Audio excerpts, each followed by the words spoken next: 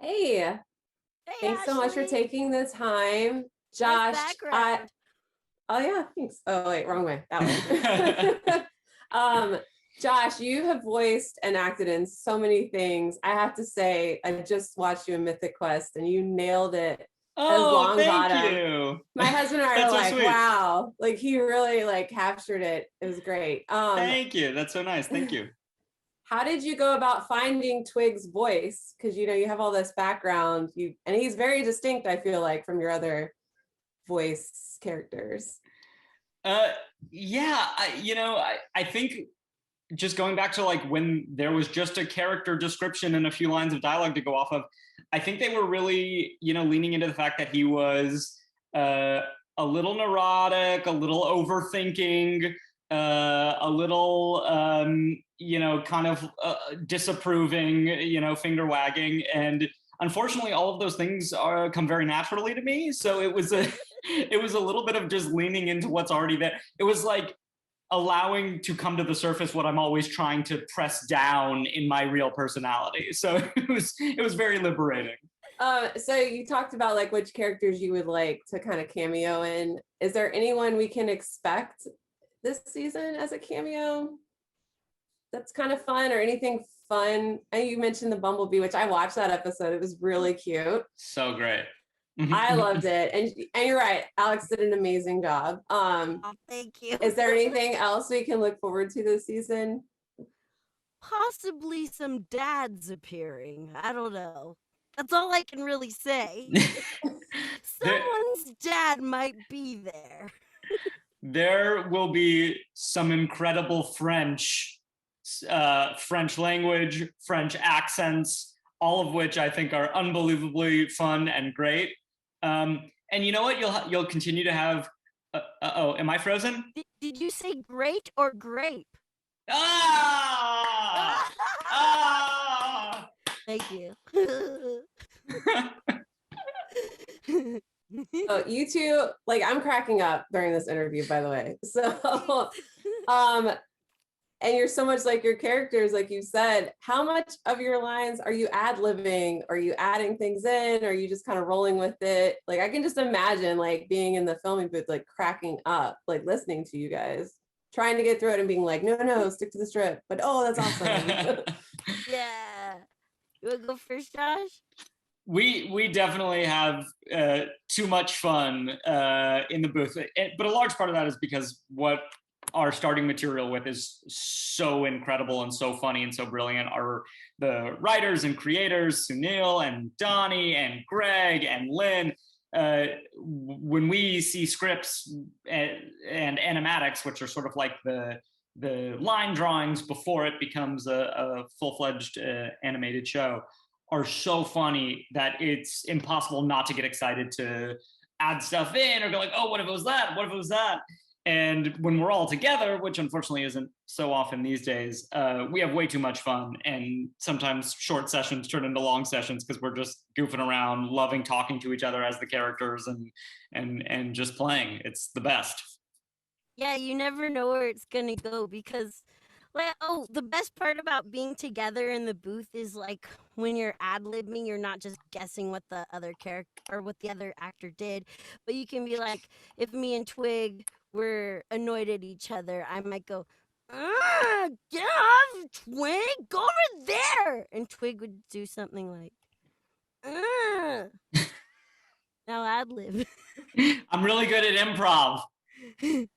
Oh, that was real Twig like. Good job, Twig. Okay, I'll do an easier one. So like we'll be like the gang is hugging each other. We're having a heartfelt hug at the end. So we'll go Aw, squeeze. It's too tight.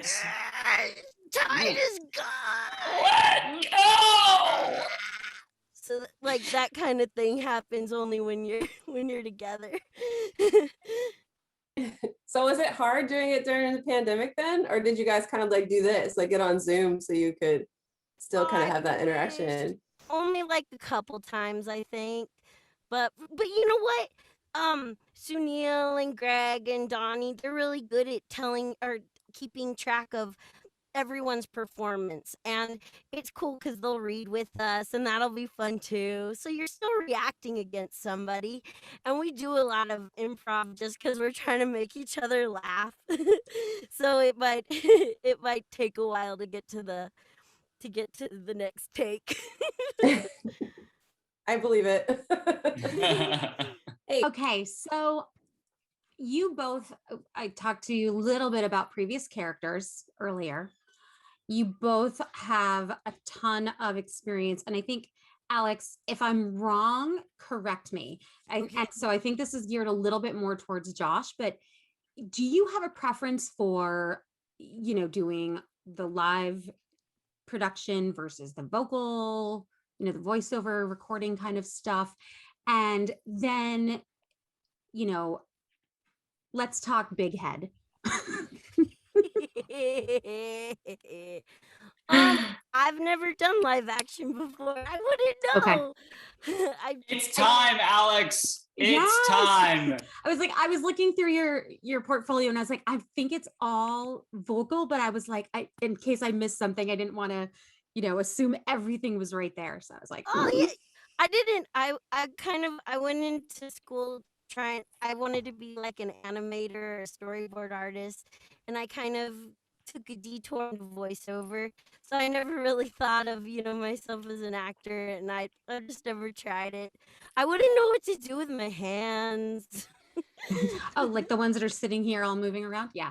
I get Yeah. that. I feel that so much, Alex. And I like, want to see you on camera, Alex. The people demand it. It's time. don't you have to isn't there tape on the ground you got to stand on or something? Oh my god. See, you already know everything you need to know. You're ready. But what do you do once you get there? I don't know. And I think that I'm probably biased, but I think that animation people are the nicest people in the world. So how could I go to people that are scary? Okay, now to you, Josh. Animation people are the best. Certainly on this show, we have the most wonderful directors and creators, and obviously a lovely group of cast who are a dream to work with. It's interesting. Animation is always the most fun. It's always air conditioned. It's always easier in a lot of ways, but you are catching me at the end of a 1.5 year long pandemic where I haven't really been on set, maybe just for a week here, a week there. So I do really miss it, and I'm excited to go back to a set, even though it's way longer days and sometimes way less fun. But I do miss it. Yeah. Nice. All right. Oh, and what about Big Head? What can I tell you about Big Head? Oh, yeah. I mean, nothing in particular. We're big nerdy fans in my house. My husband is an engineer and actually builds microprocessor chips for a living, develops them, designs them. So we're Well, I'll show. Yes. This is on my desk beside me. This is a porcelain ceramic big gulp. I love it. Nice. so like Jana was saying, nerding out. I watch Silicon Valley too. My husband's also a tech programmer. Oh, amazing. Guy. So, but I have to say, Twig's the smart one of the group, and it makes me laugh because of just again thinking about Longbottom. Do you think Twig would like his Tears of Anarin book? I bet Twig is a real sci-fi geek. Yeah, I bet he really. He's definitely into space operas. There's no question about it. Yeah. He wouldn't find Longbottom a little too wordy. He'd probably go with it.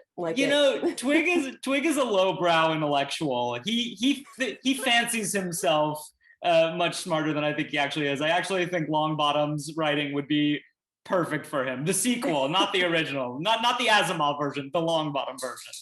Right. Exactly. Thank you. Any writers listening, space opera episode, that'd be so cool. Oh, that would be awesome. Yeah. Hey. Hi. Okay, so this is a question for both of you. If you've done a lot of work in both, voice and for video games and TV and, Josh on TV and film. And if you could have a cameo of one of your characters from a previous work in the Mighty Ones, who would that cameo be from? Amazing question. You go first, Josh. This one's hard. Oh gosh. Okay.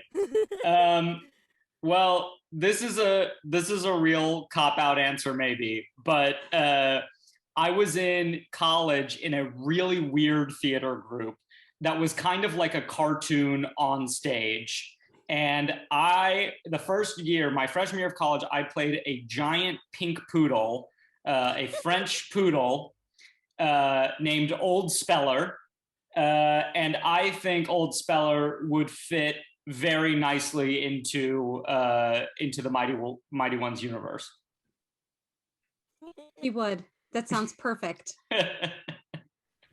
Oh, that's cool. Good answer. I played Carl Casagrande on the Casagrandes over at Nick. I think it'd be really cool if they came over and hung out with those rocker chicks in the house. You know what I mean? Oh, I love those girls. But it'd be very unsafe. But yeah, that'd be my crossover. Yes. I would watch that. Right? They could be his babysitter or something. Okay, so if you could be a different Mighty One, who would you choose and why? I would be Mr. Rabbit because he's the boss of the yard, kinda. And it's fun to be bad characters, you know what I mean? Well, I could never pull it off, but if I could be anyone, I would be Barry, because then I would be voiced by the amazing and talented Alex, who can do no wrong in my eyes. So Shut up, Josh. that would be my dream. I appreciate that. Yeah, Barry's pretty awesome. I think Barry's awesome, let's be honest. Twig's awesome too. He's In his own way. he's my second. He's I don't know. Definitely top 10. Definitely top 15. I mean, are there that many characters on the show? Yeah, 15. Yeah, there's probably, okay. there's... If I count that many, okay. The cast is getting bigger. I think it's cool because the first season, there's there'll be some just random bugs in the background, and then by the second season, they might have their own episode, or I think that's really cool. One of our board artists got turned into one of the characters, Ben, the stink bug. Mm-hmm. And he was supposed to just be a drawing or a background bug that someone put in there, but then he turned into a full-fledged character because he was so hilarious. Oh, that's fun. Voiced by the amazing Eric Bauza. Woo, Eric! He couldn't be here today. He's off being amazing somewhere. Probably. That's usually what he does. Nice. Any other fun little secrets like that you have to tell us? Yeah. Alex knows all the gossip. Carter, what's Carter's last name? I'm gonna look it up. Well, Ben Furry is the stink bug. And I think this other board artist / director, Carter, he drew it of him just to be kind of a butt, and then it turned into a bigger character. I think Carter might have a character too. The Venus flytrap, you remember that? Mm-hmm. He's the bodybuilder. Yeah, I think those two characters are based off of real board artists. Nice. They really honor each other with, beautiful tributes like Stink Bug. Yeah, it sounds more like sibling love that way.